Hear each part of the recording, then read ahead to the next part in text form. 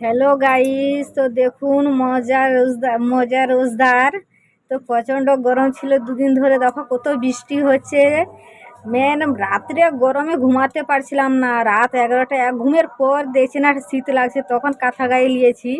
তো দেখি তারপরে বাইরে উঠছি, উঠে দেখি না বৃষ্টি হচ্ছে। তো দেখো এখন অবধি বৃষ্টি হচ্ছে, এখন 8টা 9টা বেজে গেছে।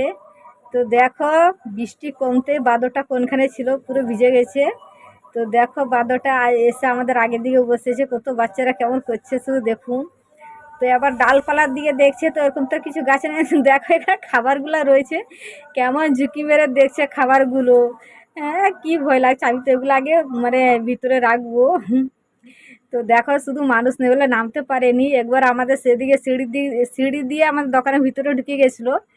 কি বড় সে বাঁদরটা, কি বড় ছিল, তো ভয়ে তো একদম অস্থির লেগে গেছিলাম, লেকিন কিছু করবে না।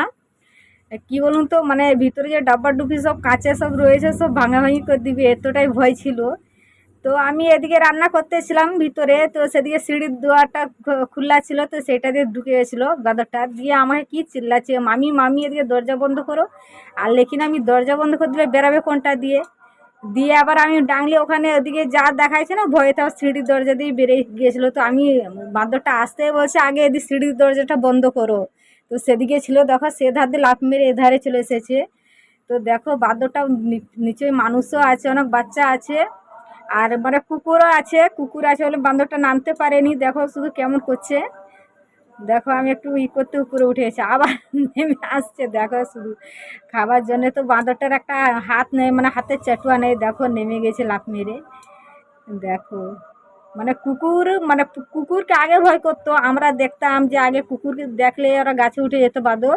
এখন দেখো কুকুরের আগের দিকে বাঁদরটা দাঁড়িয়ে বসে আছে, দেখো ভয়ও করেনি। তো দেখো কুকুরগুলো আরও ভয়ে পালাচ্ছে বাঁদরটাকে দেখে, লেকিন বাঁদর ভয়ে পালায়নি। তো দেখো এ মাথা সে মাথা হচ্ছে খাবার জন্য।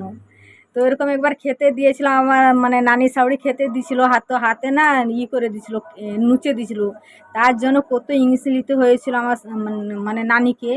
তার জন্য আর আমরা বাঁদরের সাথে আগে একটা বাঁদর আসতো এরকম, আমার নন্দাই এরকম। দেখো শুধু কি মজা। দেখো শুধু দুনিয়া। মানুষ বলেনি যে দুনিয়াটা উল্টে গেছে, বাস্তবিক উল্টে গেছে। দেখো তো এবার কি বলুন তো, আগে একটা বাঁদর আসতো, তো ওখানে কাঁদাই করে নিয়ে ঘুরতো আমাদের এখানে সবাই, আমার নন্দায় আমাদের আমাদের বাড়িতে। আর তোমার দাদাভাই এরকম কাঁদাই নিয়ে ঘুরতো। তো ওই বাঁদরটাকে খুব ভালো পেতো, সবাই খেতে দিত। তো এখানে থাকতো বাঁদরটা। তো কি করেছিল, একবার নুচে দিছিল, তাই জন্য আর খেতেও দিত না, খেয়ে দিয়েও চলে গেছে। কেন বলো তো, আরও বাচ্চা সব আছে, বাচ্চারা জানো তো বাঁদর দেখলে বাচ্চারা সব কেমন নাচানাচি করে। তো এবার নাচানাচি করে কি বলুন তো, আবার নুচানুচি করে দিও, তখন বলে তোমরা খেতে দাও বলে আর থাকি করে। আবার মানুষের দায়িত্ব কি কেউ লিবে বলুন। আর আওয়ালা জানোয়ারকে বাস্তবিক বিশ্বাস করতে নেই। তো দেখো ও লাফিয়ে লাফিয়ে একদম চলে গেছে কুকুরগুলানের কাছে, কুকুরগুলানের কাছে গিয়ে দাঁড়িয়ে আছে। তো দেখো কত দূরে গেছে, দেখো কুকুরগুলারও দেখে দেখে পালাচ্ছি। তো বাচ্চাগুলো সব এখানে আছে, দেখো সব দেখছে আর কি বাঁদর বাঁদর করে চিল্লাচ্ছে। বাঁদর আসলে বাচ্চাদের বাস্তবিক বাচ্চা, আমরাও যখন ছোট ছিলাম ওরকম করতাম। তো এখন দেখো এখনেরও বাচ্চারা সেই হাল করছে, বাঁদর দেখলেই কি যে করবে নিজেরা খুঁজে পায় না। তো দেখো গাড়ি ঘোড়া কোনো জিনিসকে ভয় করছে না, একদম রাস্তার মাঝখানে বসে আছে। তো দেখো বাঁদরের চব্য তো শেষ হয়ে গেছে। তো আমি আটাটা ছেনে রাখছিলাম রুটিটা করার জন্য। তো আমি খমিরে রুটি করেছি।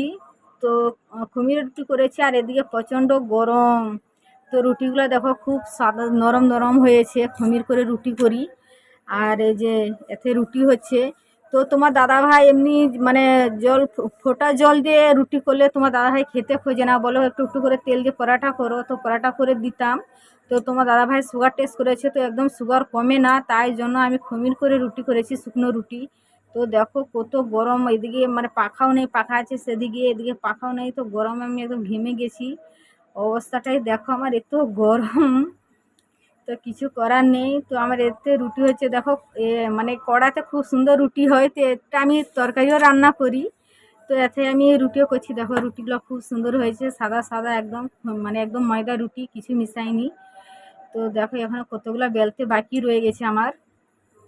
পুরো ঘেমে গেছি, আমার অবস্থাটা শুধু দেখো, পুরো ঘেমে গেছি আমি। আমার মেয়ে আবার কি চব্য এনেছে, কি লিও বলছে, শুধু শুনো। তো আবার কি, আমি রুটিটা বেলেলি, তো আমি রুটিটা ওদিকে বেলেলি পাখার কাছে বসে, তো আজকে পাখার কাছে বসে বেলিনি, আমি একই রকম রুটিটা করে নিচ্ছি, মানে রুটিটা সঙ্গে সঙ্গে বেলছি আর সেঁকছি। তো ওদিকে এখন আমার টাইম নেই অতটা করা, কেন বলুন তো, ওই ওখানে রুটি বেলতে গেলে রুটি বেলতে বেলতে দিতে হয়, আবার ডিঙাডিঙি হবে বলে, তাই জন্য ওইসব খাওয়া খাওয়াই জিনিস ওরকম ডিঙাডিঙি ভালো লাগে না, তাই জন্য আমি এদিকে রুটিটা করে নিচ্ছি আজকে। তোমার দাদাভাইকে, আমার মেয়েটা যদি থাকে তখন আমি দিয়ে করি, তো এখন আমার মেয়েটাও একটু দোকানে বসে না, আর তোমার দাদাভাইও নেই, তাই জন্য দেখো কেমন ঘাম দিয়েছে, প্রচণ্ড গরম। তো এদিকে দরজাটা আছে, এটা দিয়ে একটু ঝুরু ঝুরু হাওয়াটা আসছে, এদিকে দরজা, সিঁড়ির দরজা দিয়ে, তো এত গরম আমি টিকতে পারছি না, বৃষ্টি হচ্ছে তা সত্ত্বেও গরম। তো যেমন বৃষ্টি হচ্ছে এরকম গরমে রেখেছে, শুধু আমার হালতটা দেখো। আর বাস্তবিক আমাকে দুদিন ধরে আমার মানে যখন দিয়ে আমি হাসপাতালে বেরিয়ে এসেছি, আমাকে একদম ভালো লাগছে না। আমার শরীরটা প্রচুর খারাপ। যদি ভালো লাগে লাইক